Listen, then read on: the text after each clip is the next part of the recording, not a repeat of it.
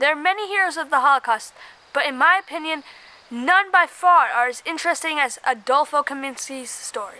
In 1933, one of the largest genocides began, the Holocaust. Over 6 million Jews were murdered in this horrible time period, making up 42% of all Holocaust-related deaths. But many people revolted, saving Jews who had been sent to concentration camps to be decided whether they would be murdered or sent to work. One of these heroes was a teenager named Adolfo Kaminsky. When Adolfo was just 16, his mother was killed by Nazi soldiers when she was trying to warn her Jewish brother of his impending arrest. To avenge the Nazis who killed his mom, he began to rebel against Hitler and his ruthless army. This included making detonators for explosive devices and using chemicals to erode railways that led to concentration camps. Unfortunately, 3 years after his mother's death, he and his family were arrested. They were sent to a concentration camp, but just as fast as their luck fell, it rose again. He and his family were released 3 months later because of Argentine policies, forcing anyone originally from Argentina to be released. After seeing the horrors of these camps, Adolfo began to rebel again, but this time underground. He joined a special team that helped Jews escape the country. The team more than willingly took him in when they realized he had a special skill. He knew how to remove waterman, an ink that was considered impossible to remove.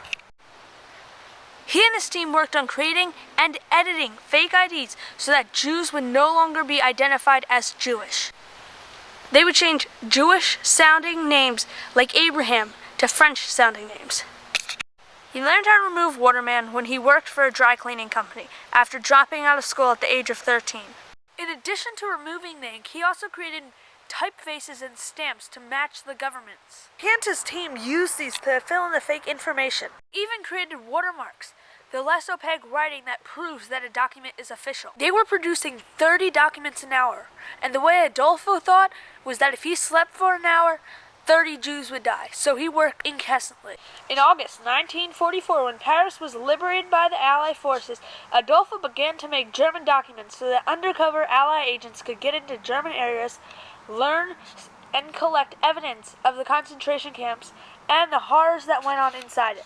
After the Germans' defeat in 1945, Adolfo continued creating fake documents for almost 30 years.